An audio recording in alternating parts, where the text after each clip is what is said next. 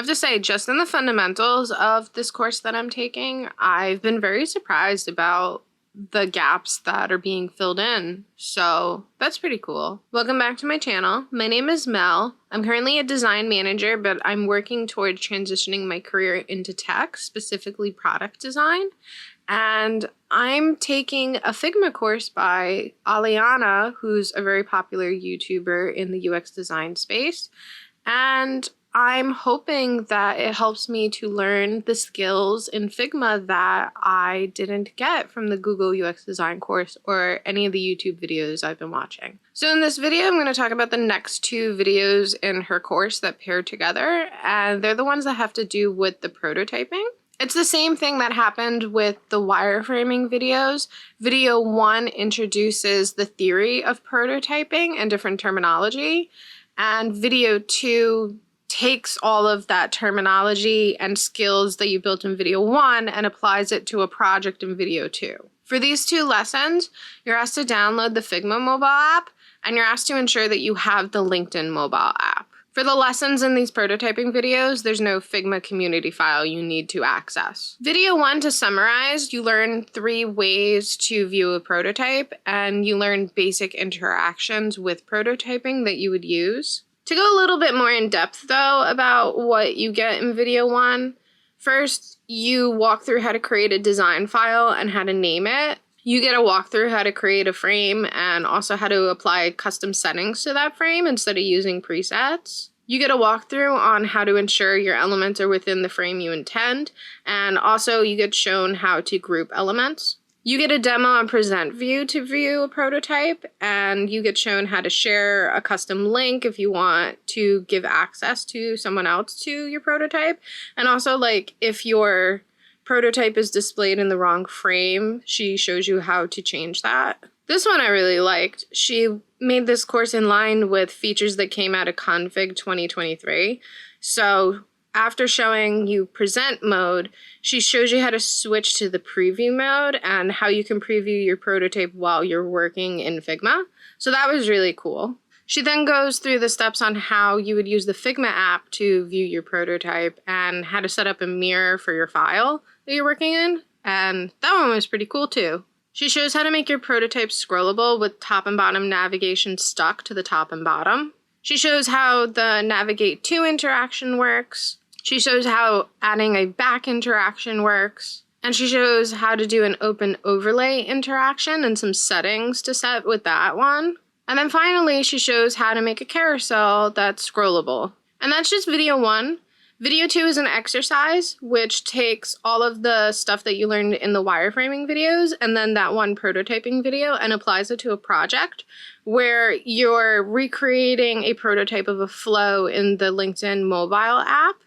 And at the tail end of the video, she does show stuff on file management, not having 2 prototypes within one page, how to like take the frames from one page and add it to another frame. You know, just all those good file management practices we need to know. So it kind of felt similar to the wireframing videos where I thought this would be a lot of like fundamental stuff that was covered in the Google one already, and I would only get like maybe 1 or 2 pieces of information that was new, or the most I would get is like some cool tricks or settings maybe, but I didn't think like this one was gonna be like, oh my god, I don't know any of this, you know?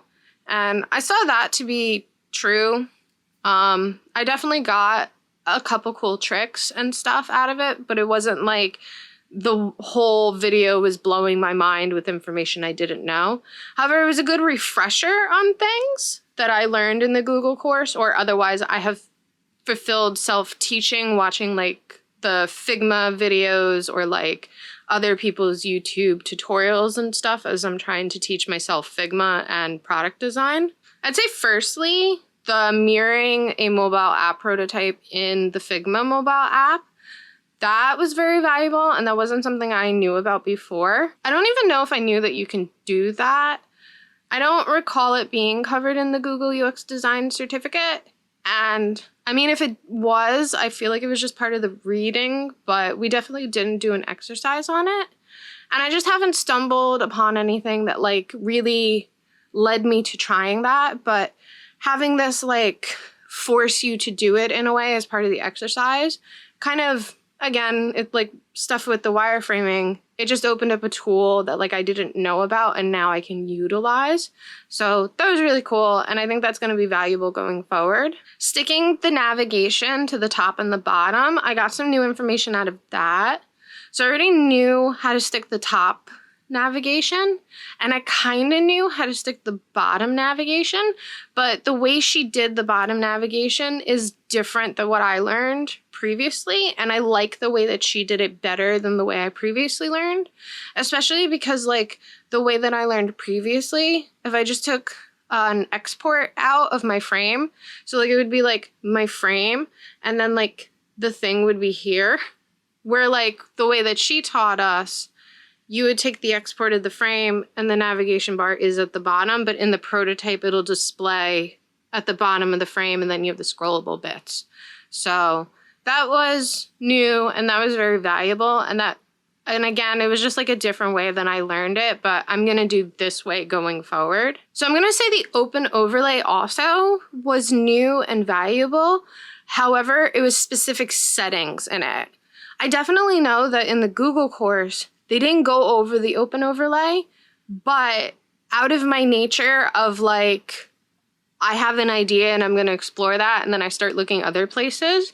With my final project, I wanted to add open overlays, and I didn't know what it was called or how to do it. So I stumbled through YouTube until I found tutorials on how to do it. However, I did that project in Adobe XD.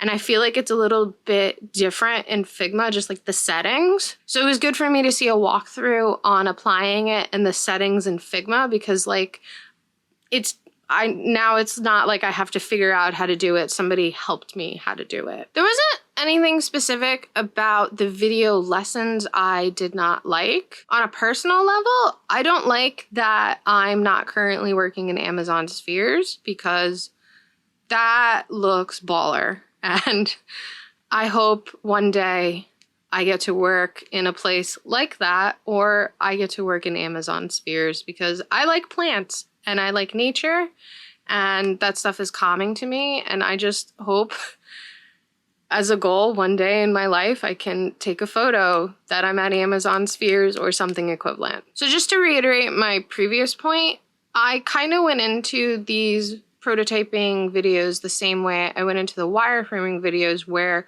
I thought it would just be a recap on stuff I already knew. However, after doing the wireframing videos and seeing that there were points that were new to me and other things that are valuable to know, I went in with a little bit of an open mind that there would be things that maybe are like settings or just a different way to do things. And I was right on that it wasn't entirely new, but there was additional information given that I didn't otherwise have. Again, I really liked learning to mirror my Figma file in the Figma mobile app and testing a prototype that way. It's a more natural setting and it's a very valuable tool. I hope I get to work on apps one day and get to use that. Also, again, learning the way that she sticks the bottom navigation bar to the bottom of the screen is very valuable. And I'm going to use that way going forward because it just makes sense. Also, like, it makes presentation easier for exporting out any of your frames. I already messed with Open Overlay in Adobe XD. It's kind of the same in Figma. Again, that would have been completely new if I didn't take myself and go a few pegs further than what the Google course was teaching when I was doing my final project.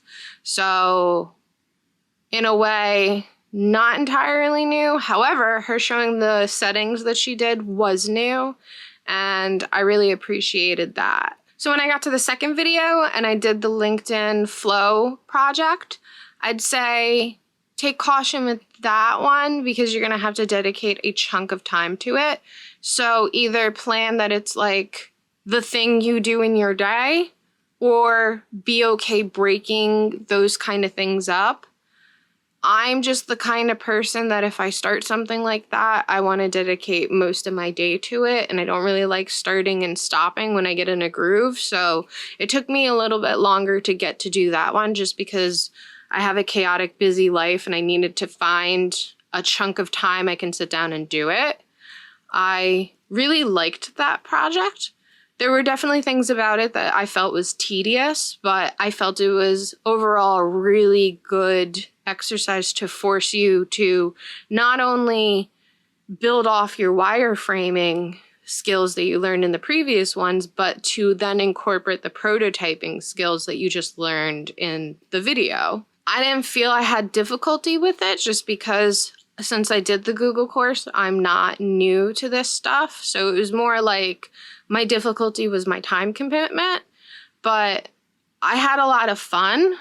It was probably difficult for me at first just because I kept refreshing LinkedIn until I found the cards that I wanted to transfer into a wireframe.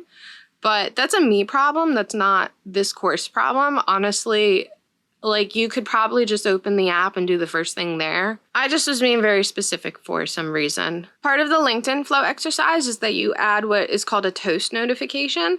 And I really liked that. I just liked that it was toast. And I don't know, like I kind of feel like Aliena is a very silly person because some of her visuals in these videos have been kind of silly here and there. But like when she was explaining what a toast notification was, the moment I heard her say toast notification, in my head, I pictured toast popping out of a toaster, and then she had a like stock video footage, or maybe like she filmed it herself, but like whatever, like she put a video clip of toast popping out of a toaster, and I was like, yes, this is my people. But that was really fun.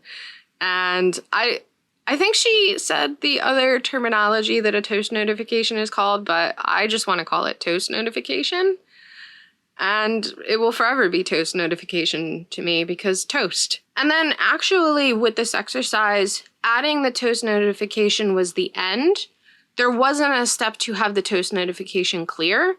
And again, this is where it's just something about me that I don't feel satisfied sometimes with the way things end. So I really wanted the toast notification to act the way I see toast notifications act in real life, where like they pop up, they're there a few seconds, and then they fade off.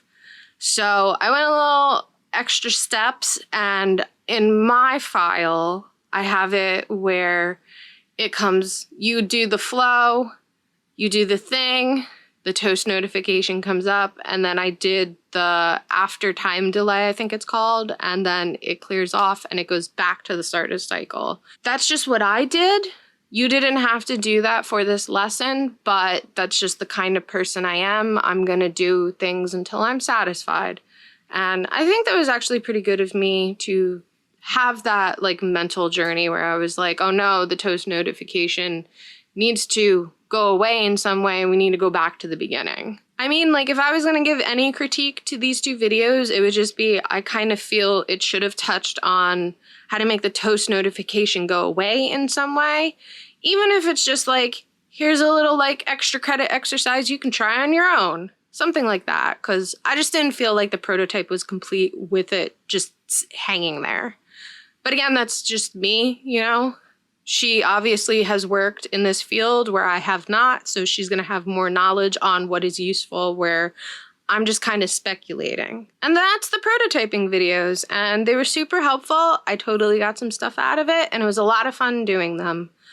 And hopefully, if you're thinking about taking this course, or if you're still in the wireframing ones and you're thinking about like how you're going to the prototyping ones next, I hope this video helped you in some way. If you did like this video or it helped you in some way, please give it a thumbs up. That helps me out.